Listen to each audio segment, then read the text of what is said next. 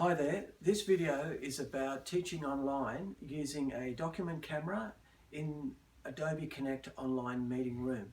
So first up, what you'll need to have is a document camera right here, and which comes with its own software, and you'll load that software up, and here I've got it on maximum screen with the document camera beaming down onto my writing pad right there.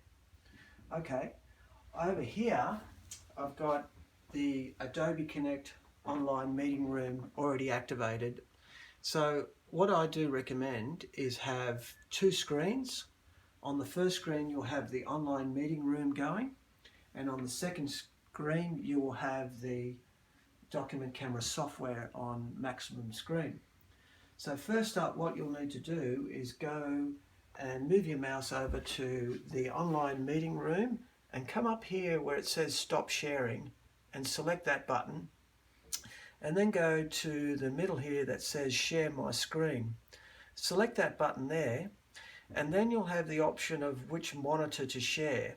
So because I have the document camera going through monitor number 2, I'm going to select monitor number 2 and then select the button down here that says share.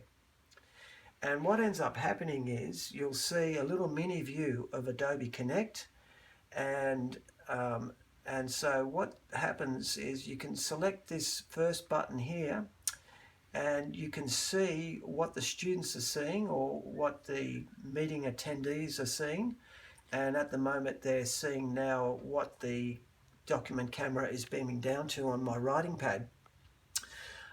I do want to show you here that on the 5th button across, it's got the chat button. So select that, I recommend to do, because in there is where your students can post any live chats while you're using the document camera. Now, to get out of this session, what you'll need to do is go back to the very first button and select that, and then above that it says stop sharing, and when you select that, it comes back to the Adobe Connect online meeting room, and then you can select the little down arrow and then select recently shared, and you can then select your previous document that you are using in the online meeting room. So I hope you found that useful, and good luck with your online teaching.